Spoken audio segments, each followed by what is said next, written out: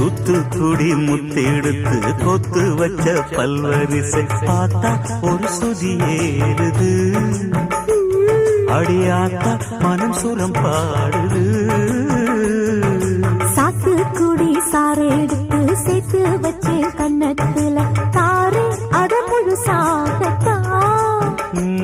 பக்கம் பாரு அந்த பழுதாகத்தா